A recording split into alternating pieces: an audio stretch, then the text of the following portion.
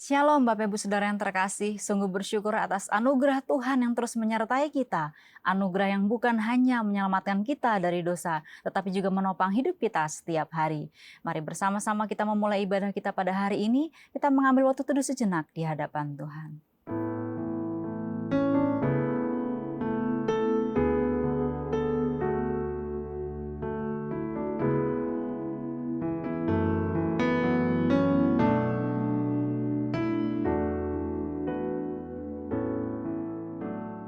Saat teduh selesai, mari kita berdiri bersama-sama, kita menaikkan pujian dan hormat bagi Bapa Sorga.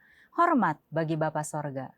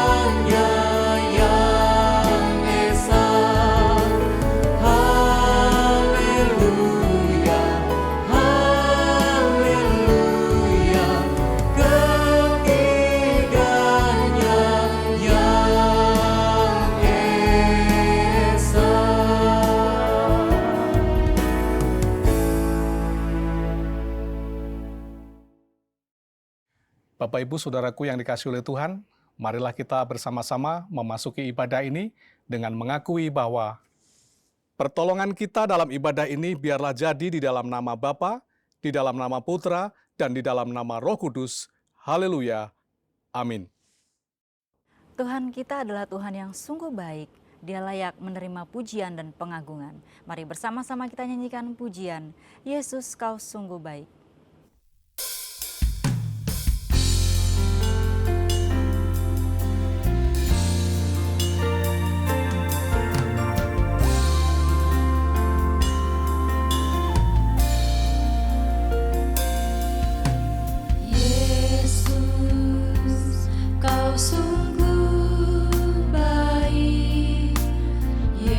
Yesus, namamu indah.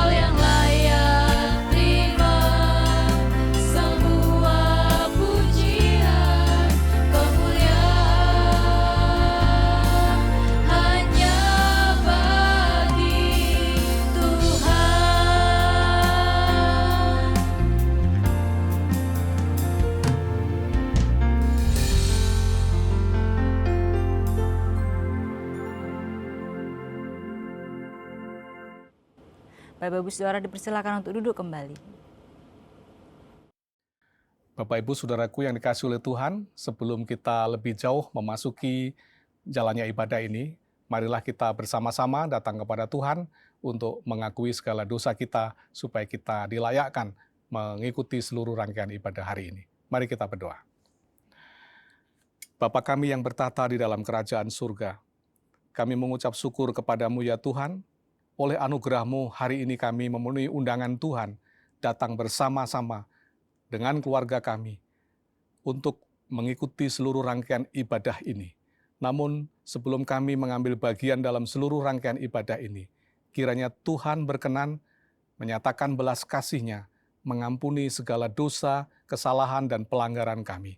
Baik dosa-dosa yang kami perbuat secara kesadaran kami, maupun dosa-dosa yang diakibatkan oleh pelanggaran-pelanggaran, bahkan oleh nenek moyang kami di masa silam. Kiranya Tuhan berkenan mengampuni semuanya itu, sehingga kami dilayakkan pada hari ini untuk mendapatkan berkat dan anugerah, yaitu pengampunan dosa dari Tuhan. Terima kasih Tuhan, terima kasih. Kami percaya Tuhan kami Yesus Kristus adalah Tuhan yang penuh dengan belas kasihan, yang telah berkorban di atas kayu salib, mati, dikuburkan, dan bangkit hanya karena untuk menyelamatkan kami. Maka nyatakanlah belas kasih-Mu dan ampuni kami semua, sehingga kami semua memperoleh rahmat Tuhan ketika kami mengikuti seluruh rangkaian ibadah pada hari ini. Terima kasih Tuhan, demi nama Putra-Mu yang tunggal yaitu Tuhan kami Yesus Kristus, kami berdoa dan memohon pengampunan dosa. Haleluya. Amin. Bapak Ibu Saudaraku yang dikasihi oleh Tuhan, kita akan memasuki berita pengampunan dosa. Sebagaimana firman Tuhan mengatakan, sekalipun dosamu merah seperti kirmisi, akan menjadi putih seperti salju. Sekalipun berwarna merah seperti kain kesumba, akan menjadi putih seperti bulu domba. Selaku pelayan Tuhan Yesus Kristus, saya memberitahukan bahwa Tuhan telah mengampuni setiap kita yang mengakui dosa-dosanya di hadapan Tuhan dalam nama Bapa, Putra, dan Roh Kudus. Amin. Bapak dan Ibu, saya undang untuk berdiri. Bersama dengan gereja-gereja segala abad dan sepanjang zaman, mari menyatakan komitmen iman dengan hati, lidah, dan bibir kita dengan mengikrarkan pengakuan iman rasuli. Aku percaya kepada Tuhan, Bapa yang Maha Kuasa, Khalik langit dan bumi, dan kepada Yesus Kristus, Anak-Nya yang tunggal Tuhan kita, yang dikandung dari Roh Kudus, lahir dari anak darah Maria, yang menderita sengsara di bawah pemerintahan Pontius Pilatus, disalibkan, mati, dan dikuburkan, turun ke dalam kerajaan maut. Pada hari yang ketiga, bangkit pula dari antara orang mati, naik ke surga, duduk di sebelah kanan Tuhan, Bapa yang Maha Kuasa. Dan dari sana Ia akan datang untuk menghakimi orang yang hidup dan yang mati. Aku percaya kepada Roh Kudus, gereja yang kudus dan am, persekutuan orang kudus, pengampunan dosa, kebangkitan tubuh, dan hidup yang kekal. Amin. Bapak dan Ibu dipersilakan untuk duduk kembali. Tuhanlah sumber kedamaian bagi kita. Dia menyertai sepanjang jalan hidup kita. Mari bersama-sama kita nyanyikan pujian damai yang Dia berikan.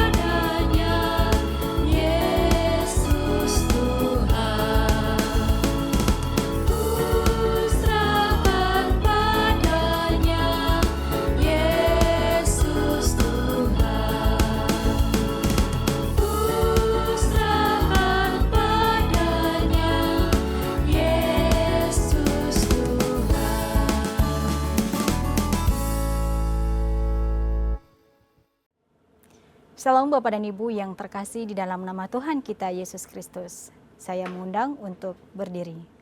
Saya akan membawakan Mazmur Tuhan yang diambil dari nomor 139 ayat 13 sampai dengan 18. Sebab Engkaulah yang membentuk buah pinggangku, menenun aku dalam kandungan ibuku. Aku bersyukur kepadamu oleh karena kejadianku dahsyat dan ajaib. Ajaib apa yang kau buat, dan jiwaku benar-benar menyadarinya. Tulang-tulangku tidak terlindung bagimu. Ketika aku dijadikan di tempat yang tersembunyi, dan aku direkam di bagian-bagian bumi yang paling bawah. Matamu melihat selagi aku bakal anak, dan dalam kitabmu semuanya tertulis hari-hari yang akan dibentuk, sebelum ada satupun daripadanya. Dan bagiku, betapa sulitnya pikiranmu, ya Tuhan. Betapa besar jumlahnya. Jika aku menghitungnya, itu lebih banyak daripada pasir. Apabila aku berhenti, masih saja aku bersama-sama Engkau. Demikianlah Mazmur Tuhan. Haleluya. Amin. Bapak dan Ibu dipersilakan untuk duduk kembali. Tiba saatnya kita akan mempersiapkan hati kita bagi pemberitaan firman Tuhan. Mari bersama-sama kita nyanyikan pujian, Aku Mengasihi Engkau.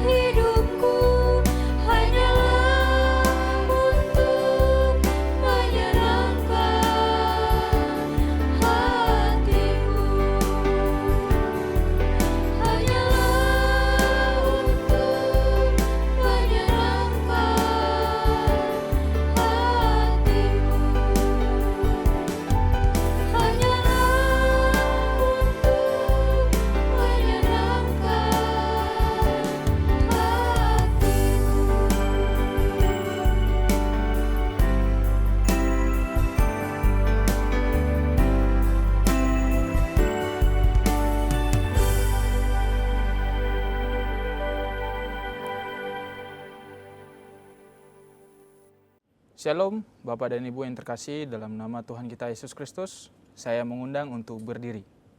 Saya akan membacakan firman Tuhan yang diambil dari 1 Petrus pasal 2 ayat 21.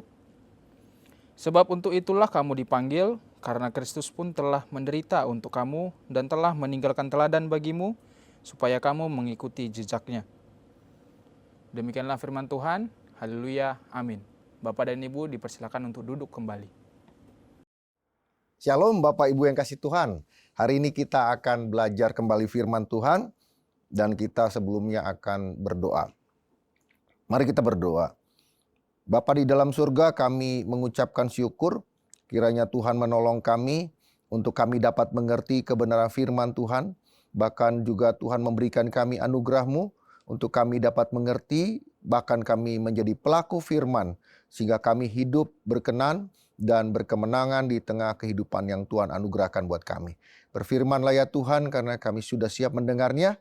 Rahmat anugerah-Mu dan pertolongan Roh Kudus-Mu menyertai kami sampai kesudahan dari pemberitaan firman ini. Dalam nama Tuhan Yesus kami berdoa, kami mengucapkan syukur dan menyerahkan pemberitaan firman pada hari ini.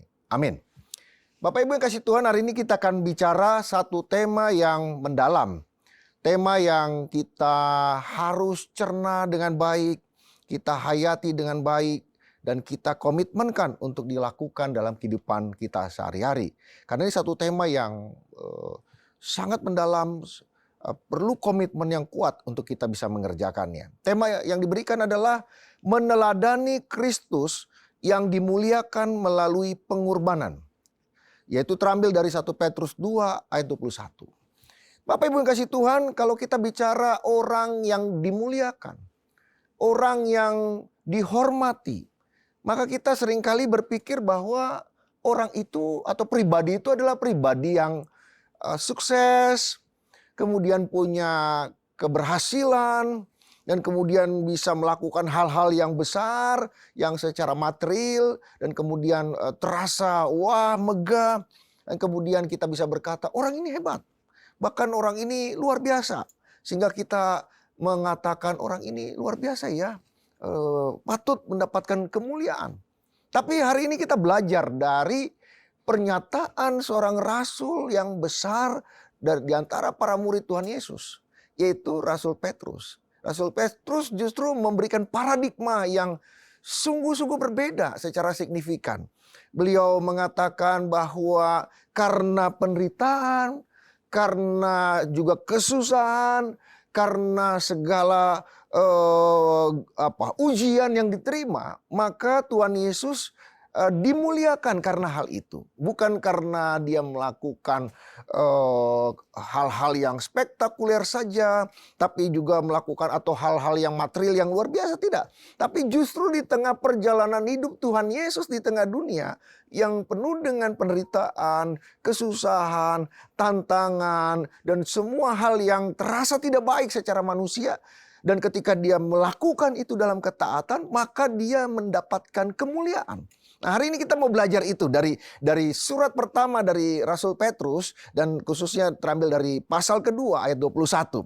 Sebelum kita beranjak kepada makna daripada pengorbanan Tuhan Yesus Kristus yang mendatangkan kemuliaan tadi, kita akan belajar dulu dari latar belakang. Karena memang latar belakang ini memberikan kita suatu arahan yang jelas, batasan yang jelas tentang apa yang dibicarakan oleh penulis daripada kitab suci. Nah, kita mau belajar dari surat 1 Petrus. Ini surat yang jelas dituliskan oleh Rasul Petrus. Nanti saudara bisa baca dalam 1 Petrus 1 ayat yang pertama. Di sana jelas dikatakan dituliskan oleh Rasul Petrus. Kepada siapa? Nah, ini ditujukan kepada anggota gereja di Pontus, Kapadokia, Asia Kecil, Bitinia. Ya, boleh dikatakan mereka ini orang-orang Yahudi yang kemudian percaya kepada Tuhan Yesus dan kemudian mereka tersebar. Kapan mereka percaya? Diyakini oleh para penafsir ketika peristiwa Pentakosta, orang-orang yang datang dari berbagai daerah, paling tidak ada di sana orang-orang yang bergereja di Pontus, Kapadokia, Asia Kecil, dan Bitinia. Ketika mereka kembali lagi setelah peristiwa Pentakosta, mereka mengembangkan anggota gereja atau gereja di Pontus, Kapadokia, Asia Kecil, dan Bitinia. Bahkan dalam sejarah gereja dicatat bahwa di kota Pontus itu juga ada orang-orang yang luar biasa di dalam gereja Tuhan. Paling tidak ada Aquila di sana. Aquila itu orang yang sangat luar biasa melayani, membantu, mensupport pelayanan daripada Paulus. Dia berasal dari kota Pontus. Kemudian juga ada seorang tokoh gereja yang hebat. Walaupun pada perkembangan selanjutnya dia dianggap bidat karena mengatakan Tuhan di dalam perjanjian lama itu ada Tuhan yang kejam, yang jahat, dan berbeda dengan Tuhan dalam PB yang penuh belas kasihan. Namanya Marsion. Marsion itu orang yang jenius, orang yang hebat dan luar biasa. Dia berasal dari kota Pontus ini. Nah, kota Pontus, Kapadokia, Asia Kecil, Bitinia ini menjadi salah satu bukti bahwa Petrus juga sangat peduli dengan perkembangan gereja di luar sidang Yerusalem. Banyak orang mengatakan Petrus, Yakobus terlalu sibuk dengan sidang Yerusalem. Ternyata tidak. Petrus juga sangat memperhatikan. Petrus sangat care. Petrus sangat peduli kepada perkembangan dan keadaan dari anggota gereja di Pontus, Kapadokia, Asia Kecil, Bitinia atau di luar sidang Yerusalem. Dan ternyata pada saat itu di beberapa daerah ini sedang mengalami penganiayaan yang begitu hebat. Karena mereka dianggap sebagai penyebar sekte, penyebar bidat, pengajaran yang baru yang berbeda dengan pengajaran masyarakat pada umumnya. Dan kota-kota ini ada di sekitar Kekaisaran Romawi juga. Bahkan sampai gubernurnya merasa bahwa ada ancaman dari orang-orang yang bergereja di kota Pontus, Kapadokia, Asia Kecil dan Bitinia. Sehingga dia berbicara kepada Kaisar Romawi untuk bisa diberikan kuasa untuk menekan, melakukan persekusi, melakukan penyiksaan kepada anggota gereja ini. Dan ketika mereka merasakan penderitaan yang begitu hebat karena Tuhan Yesus Kristus, karena nama yang mereka percaya itu, yaitu Tuhan Yesus Kristus itu, mereka merasakan penderitaan yang luar biasa. Dan mereka merasa di beberapa kesempatan merasa putus asa. Oleh karena itu, Petrus memberikan surat ini, memberikan dorongan, kekuatan, pastoral iman kepada mereka supaya mereka tetap teguh bertahan dalam imannya, bukan karena mereka kuat tetapi karena mereka menderita di dalam nama Tuhan Yesus Kristus. Pasti Tuhan akan memberi kekuatan kepada mereka. Dorongan seperti itulah yang mau disampaikan oleh Petrus di dalam suratnya secara garis besar. Dan kita akan masuk ke dalam tema yang khusus yang tadi saya sampaikan temanya. Bahwa di dalam konteks 1 Petrus 2 ayat 21 ada suatu perintah yang luar biasa. Pertama yang kita mau pelajari selain tadi latar belakang. Pertama ada satu nasihat daripada Petrus kepada anggota gereja di kota-kota tadi. Supaya mereka jangan putus asa, tetapi meneladani pengorbanan Kristus. Nanti saudara bisa baca dalam 1 Petrus 2 ayat 21 yang menjadi perikop pembacaan kita pada hari ini. Hai anggota gereja di kota-kota yang kusebutkan, Petrus mengatakan, aku tahu kesusahanmu, aku tahu penderitaan yang kau alami, aku tahu segala beban yang kau alami karena nama Tuhan Yesus. Tetapi ingat baik-baik, kamu jangan putus asa. Kamu tidak boleh putus asa. Karena keputusasaan bukanlah tanda dari orang percaya. Karena putus asa bukanlah bagian dari orang percaya. Karena keputusasaan tanda orang itu tidak punya iman. Tetapi kamu, orang-orang yang beriman kepada Tuhan Yesus Kristus, tidak boleh kamu putus asa. Tetapi teladanilah pengorbanan yang dikerjakan oleh Tuhan Yesus. Apa maksudnya? Begini, Petrus ingin mengatakan, kamu tidak perlu merasa sebagai orang yang paling mendapatkan bahasa yang kasar gitu ya, situasi yang jelek sekali. Karena apa yang kamu hadapi sekarang sudah diterima, sudah dijalani oleh Tuhan Yesus yang kau sembah itu, oleh Tuhan yang kau percaya itu. Dia sudah mendapatkan dan sudah mengalami itu. Di mana dikatakan dalam surat tadi bahwa dia dicaci maki. Caci maki ini gimana ya? Caci maki ini bukan hanya mengatakan kamu kurang baik, kamu tidak capable, kamu tidak mampu, bukan. Caci maki itu lebih ke arah sarkasme. Caci maki itu ke arah penghinaan. Caci maki itu merendahkan kodrat seseorang, merendahkan martabat seseorang, merendahkan kedudukan seseorang yang esensial dalam hidupnya. Caci maki itu ingin menjatuhkan serendah-rendahnya sosok seseorang, atau boleh dikatakan suatu pembunuhan karakter terhadap seseorang yang dicaci maki tadi. Seakan-akan orang itu benar-benar orang yang begitu jelek, begitu jahat, begitu rusak, sehingga patut dimusuhi oleh orang-orang, bahkan seluruh masyarakat di sekitar itu. Tuhan Yesus mengalami caci maki itu. Tuhan Yesus menerima caci maki itu. Tetapi dikatakan ketika Tuhan Yesus dicaci maki, ini satu sikap yang luar biasa. Dikatakan di ayat perikop yang kita baca dan ayat-ayat sebelumnya, dan nanti juga ayat sesudahnya. Tuhan Yesus tidak membalas. Ini satu hal yang luar biasa. Dicaci maki, direndahkan, dihina, bahkan sampai di kayu salib dikatakan, ayo kalau kamu memang benar adalah raja orang Yahudi, Mesias yang dijanjikan, selamatkanlah dirimu. Mana? Kau nggak bisa menyelamatkan dirimu. Engkau mengatakan engkau juru selamat, engkau mengatakan kau Mesias. Omong kosong. Sampai bajunya dijadikan undian, sungguh penghinaan. Dihina sehina-hinanya. Disampaikan perkataan-perkataan yang negatif, bahkan destruktif atas kehidupan pribadi Tuhan Yesus. Tapi Tuhan Yesus luar biasa. Tuhan Yesus tidak membalas sama sekali.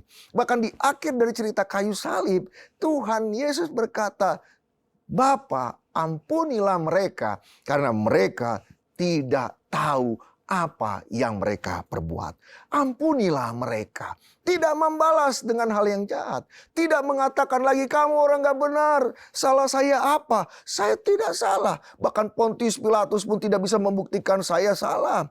Bahkan orang-orang yang di majelis itu tidak bisa membuktikan saya salah. Dan tidak ada perbuatan pidana, tidak ada perbuatan amoral, tidak ada perbuatan asusila, tidak ada perbuatan yang membuat saya terbukti sebagai orang yang bersalah. Tetapi kamu menghinakan saya, merendahkan saya sehina-hina, tetapi aku tidak membalasmu.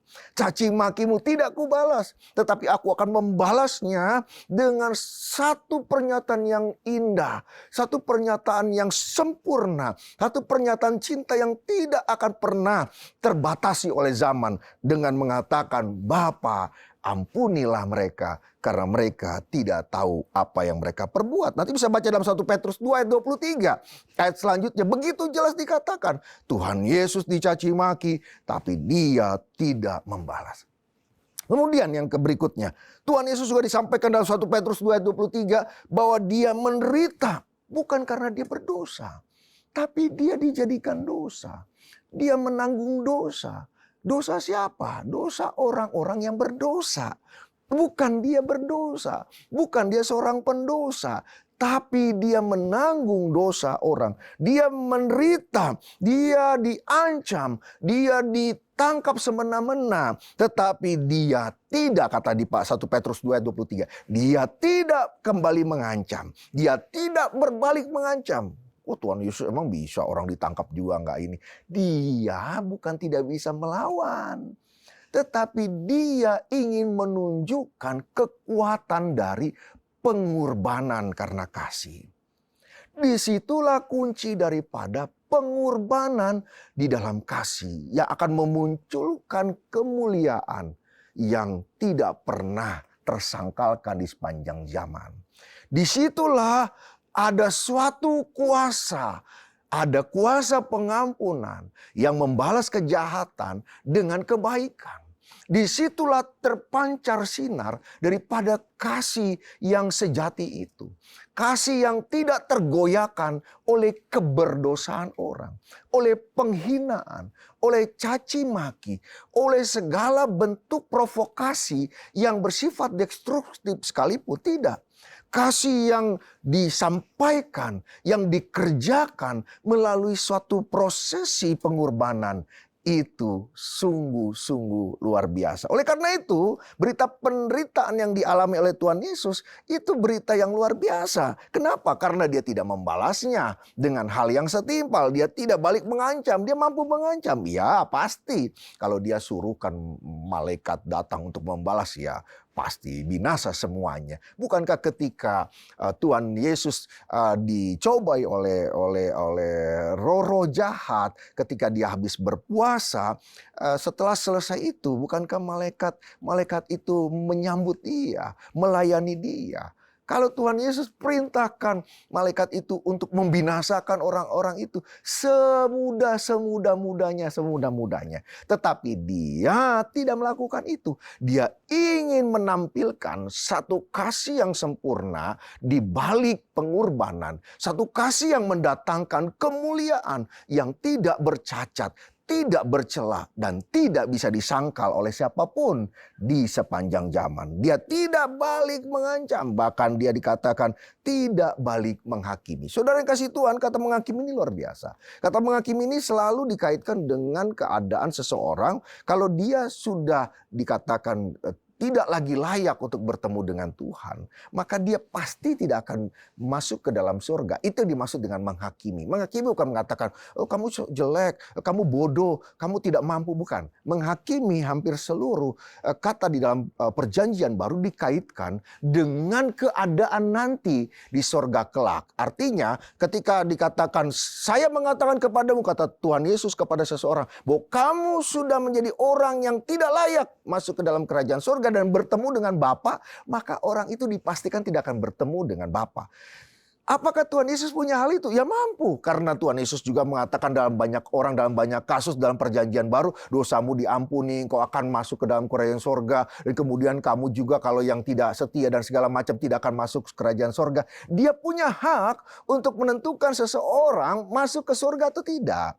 Tetapi dalam konteks penderitaan yang dialami oleh Tuhan Yesus, dia berkeputusan dan berkomitmen untuk tidak membalas penderitaan yang dialami, bukan karena kesalahannya, bukan karena keberdosaannya, bukan karena segala sesuatu yang jahat yang dia lakukan, tetapi dia berkeputusan dan berkomitmen untuk tidak balik menghakimi. Itu jelas dikatakan dalam 1 Petrus 2:23.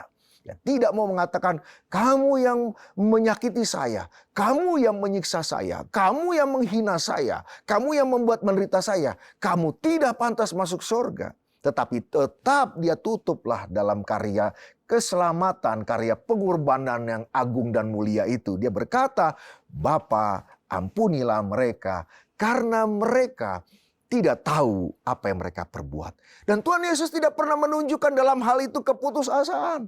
Dia tidak pernah menyampaikan, waduh saya gimana nih, aduh kenapa saya hidup begini ya, kenapa saya begini ya. Bahasa yang Jakarta, saya menyesali nasib gitu. Anak Tuhan tidak ada nasib. Itu perjalanan hidupmu ada tangan Tuhan. Bahkan ketika kau menderita bukan karena dosamu, tetapi karena Tuhan Yesus, percayalah bahwa Tuhan pasti menolongmu dan melindungi engkau. Sebagaimana Tuhan Yesus sudah merasakan penderitaan itu, maka Petrus mengatakan, kau jangan putus asa. Apa yang kau alami itu sebenarnya tidak sebanding dengan yang dialami oleh Tuhan Yesus.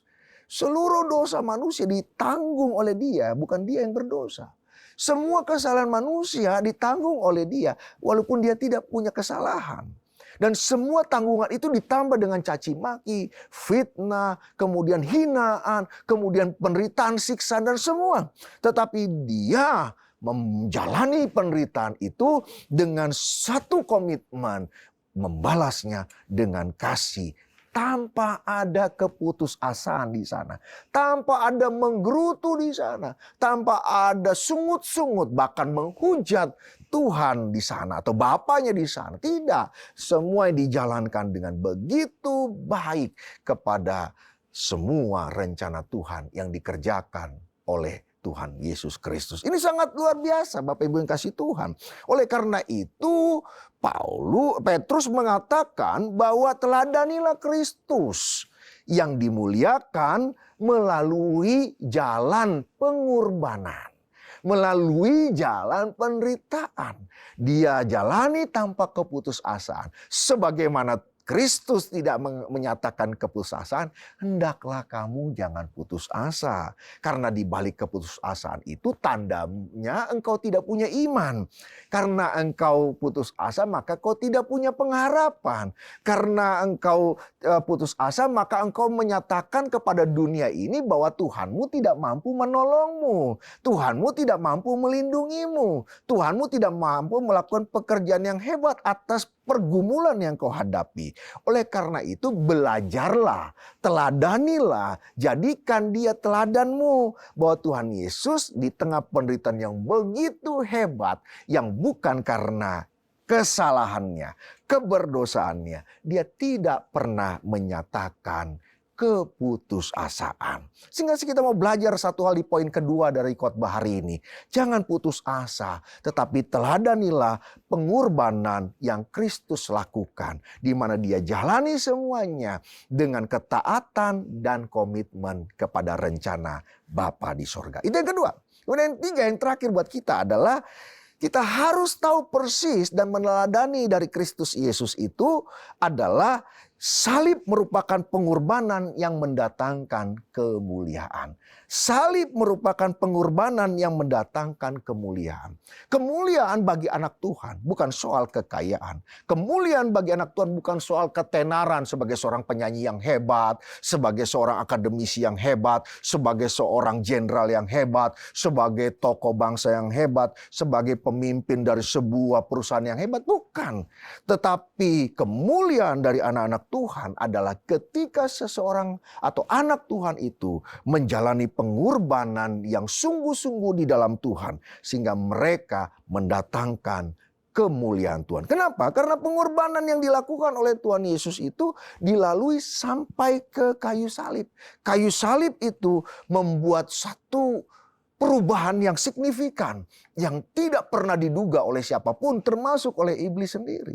Iblis berpikir salib merupakan tanda kekalahan, kehancuran, kebinasaan dari Tuhan Yesus.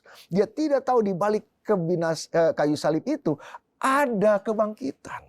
Di sanalah karya kemuliaan Tuhan dinyatakan. Oleh itu kita bisa menyampaikan berita, paling tidak ada beberapa berita di balik pengorbanan kayu salib. Pertama, karena kayu salib kita dibenarkan dan bukan karena perbuatan kita dibenarkan. Wah, ini luar biasa.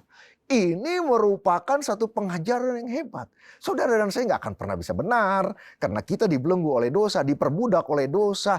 Kita kalah oleh kuasa dosa. Apa yang kita perbuat pasti dosa. Apa yang kita pikirkan pasti dosa. Yang timbul dari hati adalah dosa. Mulut kita seringkali dan selalu mengucapkan yang berdosa. Dan tidak mendatangkan kemuliaan. Dan kita tidak bisa melakukan kebenaran dan segala kebaikan itu. Tetapi karena kayu salib, di mana Tuhan Yesus menjalaninya dalam kebenaran, kesetiaan, komitmen, dan menjalani perintah Tuhan itu. Dan akhirnya ketika dia mati di kayu salib, dan kemudian bukan selesai sampai di sana, dia dibangkitkan dan mengalami kebangkitan, dan dia naik ke surga, mencapai klimaks dari kemuliaan dan pemulihan atas dirinya. Maka itu mendatangkan berita pengharapan.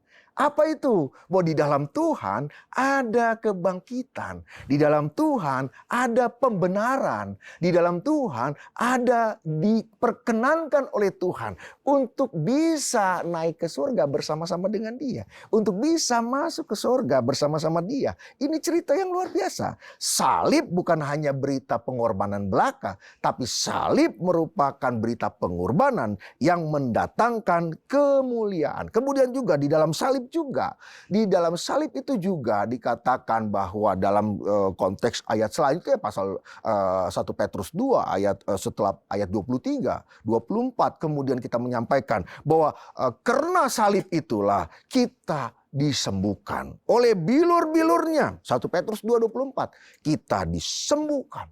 Karena ketaatan dalam penderitaan Tuhan Yesus, maka mendatangkan berita pengharapan. Semua luka-luka, semua hasil daripada dosa yang mendatangkan kematian, sakit penyakit, kesusahan, penderitaan yang berujung kepada kematian yang kekal tadi, dihapuskan oleh Tuhan.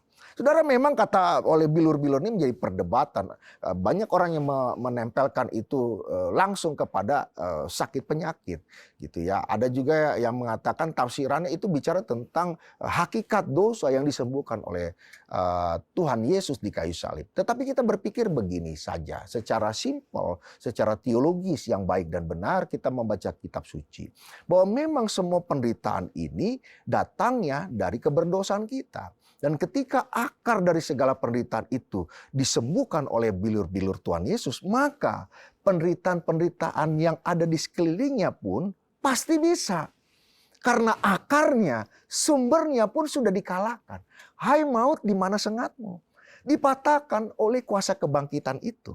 Maka yang lainnya pun akan menjadi lumpuh ketika kebenaran itu disampaikan. Tetapi pertanyaan berikutnya adalah, apakah dalam setiap kasus sakit penyakit itu pasti harus sembuh? Nah, itu pertanyaan teologis berikutnya, bahwa dalam kasus orang buta yang sejak lahir, ketika ditanyakan oleh para murid, dikatakan, oh tidak, kata Tuhan Yesus, bukan karena dosa, tetapi itu karena Tuhan ingin punya rencana kemuliaan atas hidupnya. Jadi memang ketika kita bicara tentang sakit penyakit, ada dua hal sakit penyakit dalam kitab suci. Yang pertama karena dosa asalnya, yaitu mendatangkan penderitaan, kita punya kelemahan tubuh, umur kita tidak lagi kekal, kemudian kita akan mengalami degradasi kekuatan tubuh kita, fisik kita, pikiran kita, semuanya mengalami penurunan seiring dengan bertambahnya usia. Itu secara nature sudah menjadi bagian akibat dosa asal kita. Tetapi pada perkembangan selanjutnya, dalam perjalanan kita ada dosa-dosa yang mendatangkan sakit yang lain.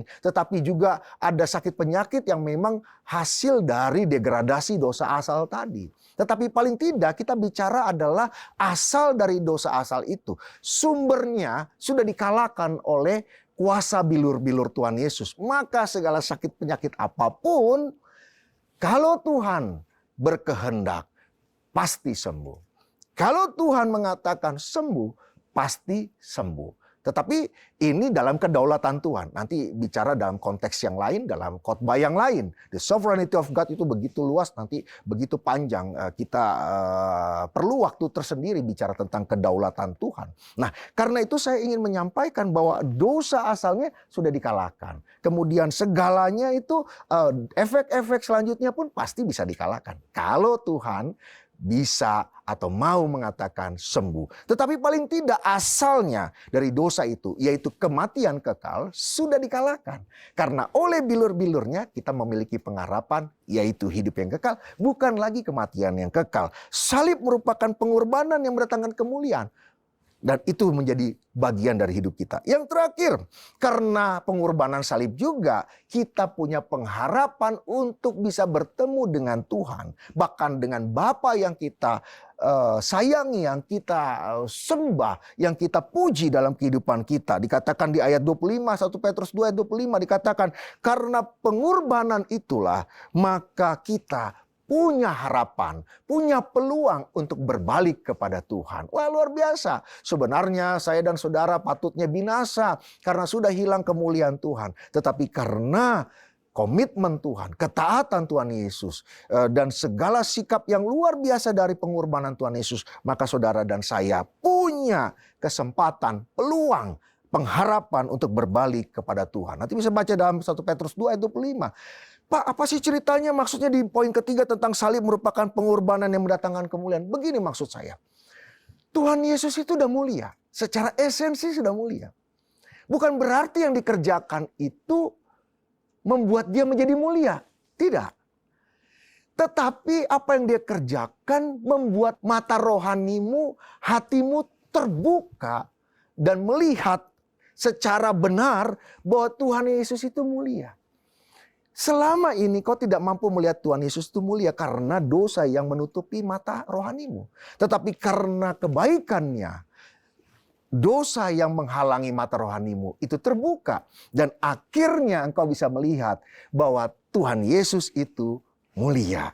Jadi saya mengatakan bahwa pengorbanan Tuhan Yesus itu mendatangkan kemuliaan buat kita. Iya, benar. Karena pengorbanannya, semua kuasa dosa atas hidup kita yang membelenggu kita dipatahkan dan kita bisa melihat dia sebagai sosok yang mulia. Terus bagaimana Pak dengan cerita tema kita meneladani Kristus yang dimuliakan melalui pengorbanan? Maksudnya begini, sebagai penutup cerita dari khotbah ini, bahwa sebagaimana Tuhan Yesus melakukan kehidupan yang setia dalam pengorbanan penderitaan karena kebenaran. Lakukan itu dalam hidupmu, kerjakan kebenaran itu, dan datangkan kebaikan buat orang lain. Supaya orang lain juga bisa melihat bahwa Tuhan Yesus itu mulia. Supaya juga mereka melihat kuasa kebangkitan itu dan kuasa kasih Tuhan yang mematahkan dosa setiap orang yang terpercaya kepadanya. Karena itu kita datang kepada Dia. Datang memohon kepada Dia, meminta kepada Dia supaya kita menjadi saksi-saksi Tuhan. Di mana kita bisa menyampaikan salib adalah pengorbanan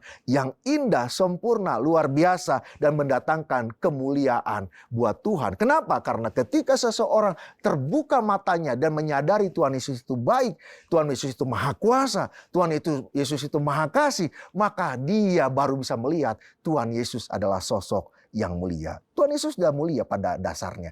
Tuhan Yesus sudah mulia pada esensinya. Tuhan Yesus sudah mulia pada zat azalinya. Tetapi dia tidak dikenali oleh umatnya yang sangat dia kasihi. Oleh karena itu dia mengorbankan hidupnya untuk mendatangkan kebaikan dan kemuliaan. Supaya mereka terbuka matanya dan melihat kemuliaan Tuhan melalui pengorbanan tadi.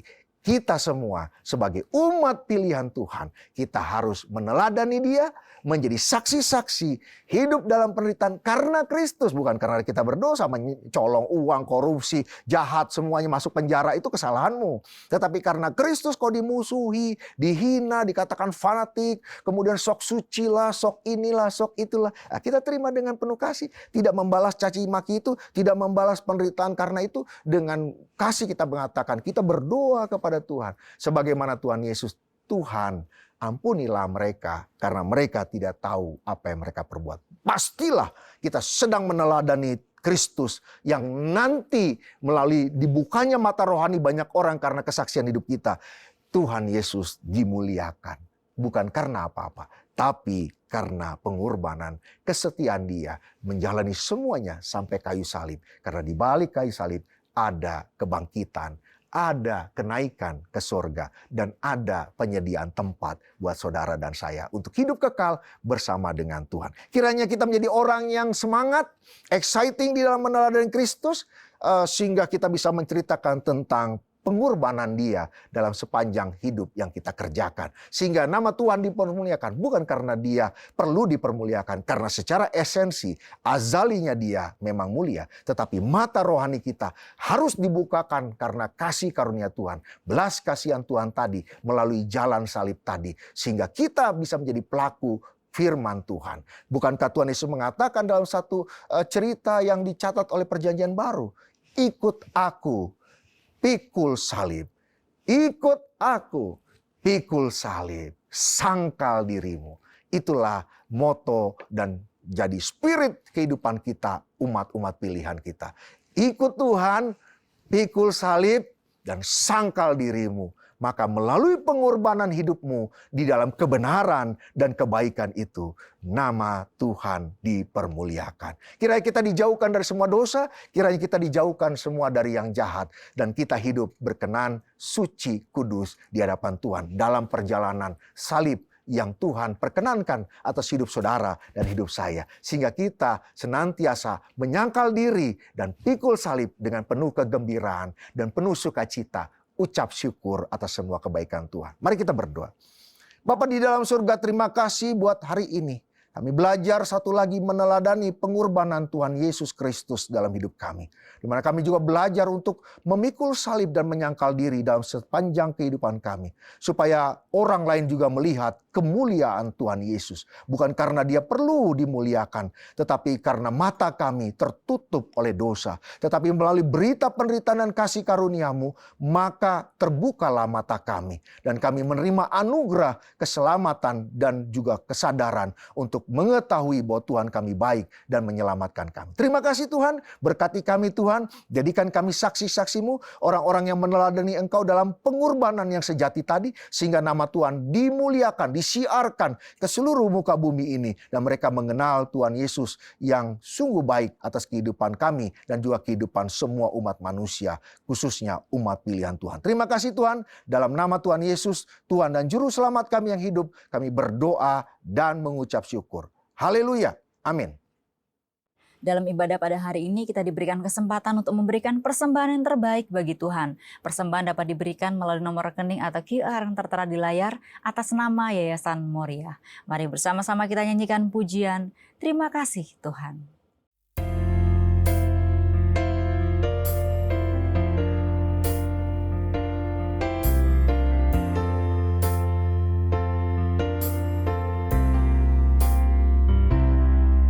Terima kasih Tuhan untuk kasih setia-Mu yang ku alami dalam hidupku.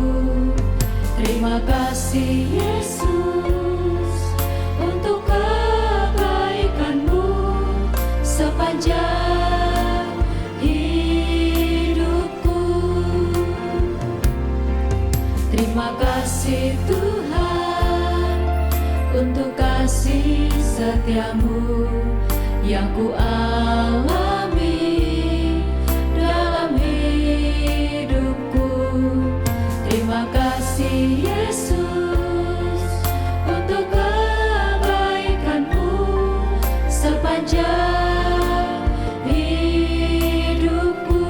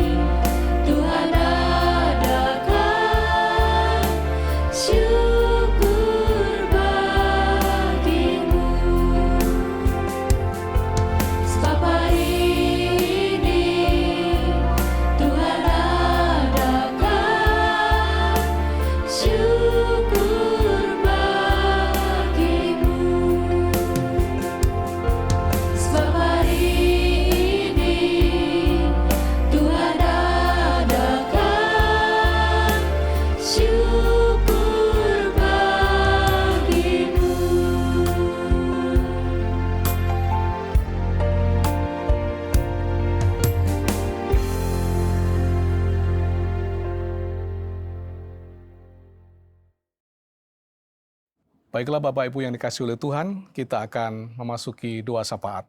Doa syafaat akan diakhiri dengan doa Bapa kami. Ketika kita berdoa Bapa kami, Bapak dan Ibu dimohon untuk berdiri. Mari kita berdoa. Bapa kami yang bertata dalam kerajaan surga, kami mengucap syukur kepadamu ya Tuhan. Tuhan telah mengizinkan kami mengikuti seluruh rangkaian ibadah pada hari ini.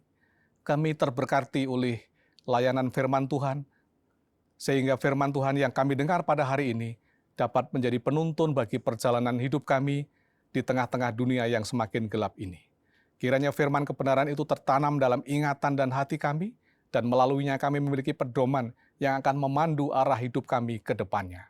Terima kasih Tuhan, terima kasih untuk firman Tuhan pada hari ini. Kami juga mengucap syukur bahwa melalui ibadah hari ini, kami bisa menikmati persekutuan bersama dengan saudara-saudara seiman kami, yang mana ketika kami berkumpul bersama-sama di dalam rumah Tuhan ini, kami percaya Tuhan telah hadir ada di tengah-tengah kami. Dan itu sebabnya kami datang kepada Tuhan, menaikkan segala pujian syukur, sekaligus menaikkan segala permohonan kami di hadapan Tuhan. Bapa kami yang di sorga, tolonglah setiap umat Tuhan yang hari ini telah datang bersama-sama dengan kami semua yang hadir dalam rumah ibadah ini. Agar Tuhan mendengar setiap seru doa permohonan mereka. Kami semua akan datang membawa beban pergumulan hidup kami masing-masing. Maka tolonglah ya Tuhan setiap keluarga-keluarga yang membawa pergumulan hidup mereka, membawa persoalan hidup mereka, membawa kesulitan hidup mereka. Kiranya Tuhan berkenan menampung, mendengar, dan bahkan memberikan pertolongan yang nyata di dalam kehidupan mereka. Kami percaya bahwa setiap anak-anak-Mu yang hari ini datang dengan membawa beban kesehatan tubuhnya, yang lemah, yang sakit, Tuhan berkenan untuk memberikan kekuatan, memberikan pemulihan, memberikan kesembuhan kepada kami semuanya. Sehingga kami boleh merasakan kekuatan dan kuasa Tuhan yang menopang kehidupan kami. Terima kasih Tuhan, terima kasih. Untuk setiap anak-anak-Mu yang datang dengan membawa pergumulan perekonomian mereka, kesulitan keuangan mereka, bahkan persoalan yang mereka hadapi di tengah-tengah pekerjaan mereka. Tuhan tolong supaya setiap anak-anak Tuhan yang hadir dalam ibadah ini mengalami pertolongan dan mukjizat yang datang dari Tuhan. Setiap anak-Mu yang datang dengan sungguh-sungguh dengan doa dan permohonannya di hadapan Tuhan. Maka kiranya Tuhan berkenan mengasihi mereka dan memberikan jalan keluar yang terbaik.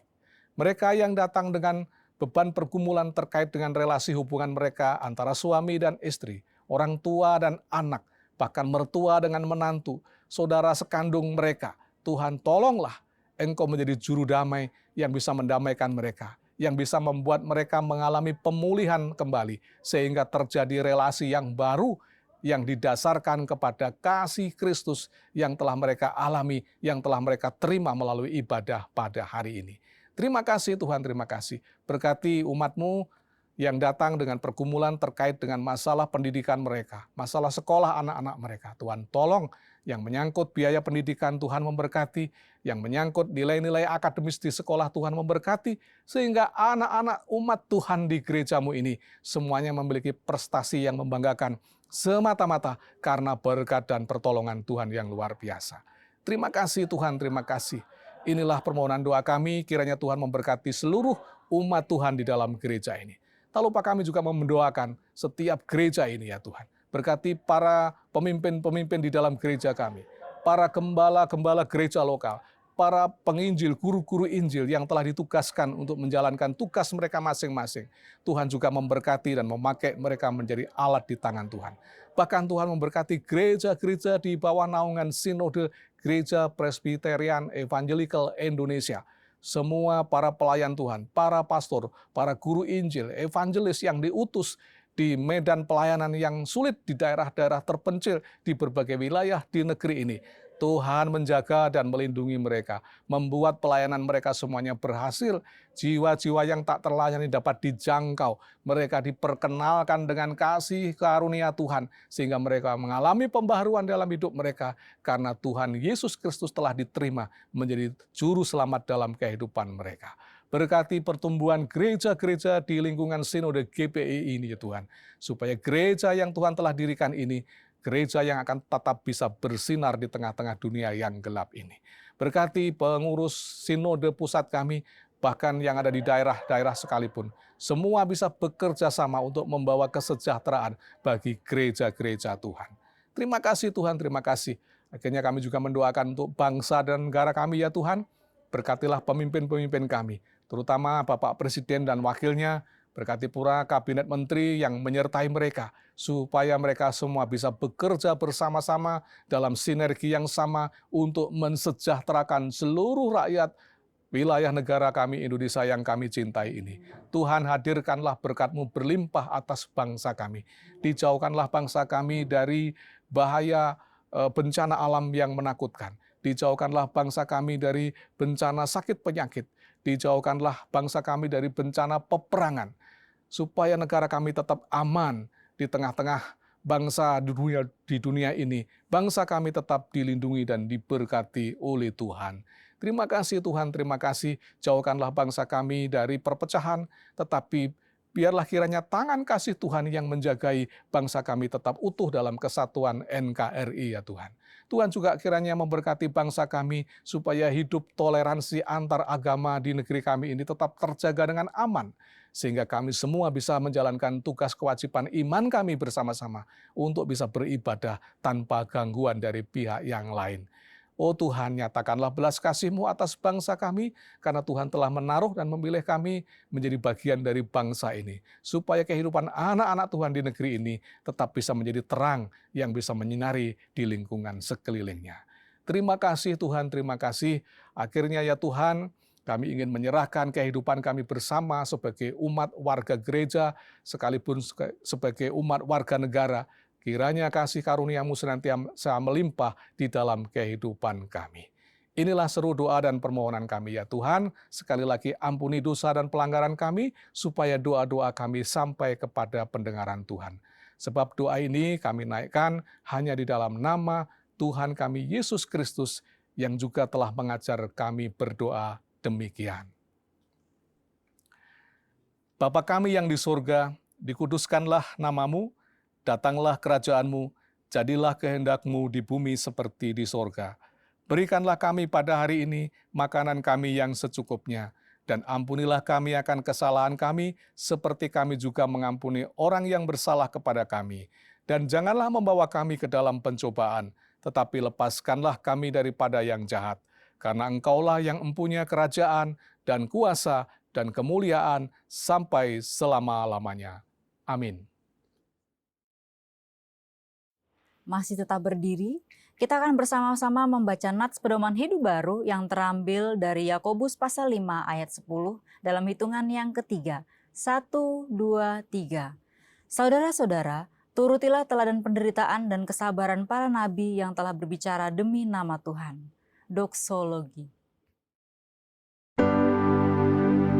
Puji Tuhan sumber berkah, puji Dia suruh makhluk, puji Dia suruh sorga, Bapa, Anak, Roh Kudus. Bapak, Ibu, Saudaraku yang dikasihi oleh Tuhan, kita telah selesai dengan liturgi ibadah kita pada hari ini. Maka sekarang, arahkan hatimu, pandanglah Tuhan dengan iman, dan terimalah berkat Tuhan. Tuhan memberkati engkau dan melindungi engkau. Tuhan menyinari engkau dengan wajah-Nya dan memberi engkau kasih karunia. Tuhan menghadapkan wajah-Nya kepadamu dan memberi engkau damai dan sejahtera dari sekarang sampai selama-lamanya. Amin.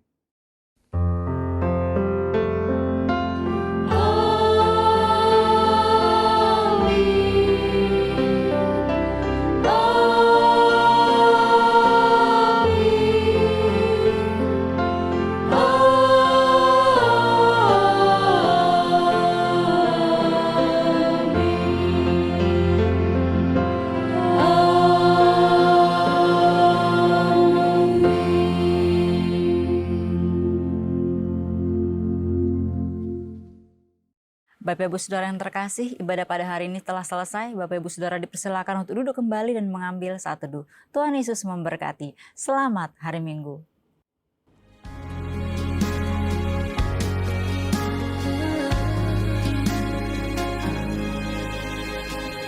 Who makes the sun to rise and bring the earth new life in every being? Jesus, it is you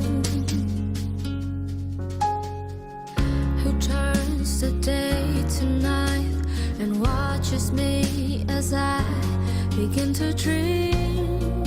Jesus, it is you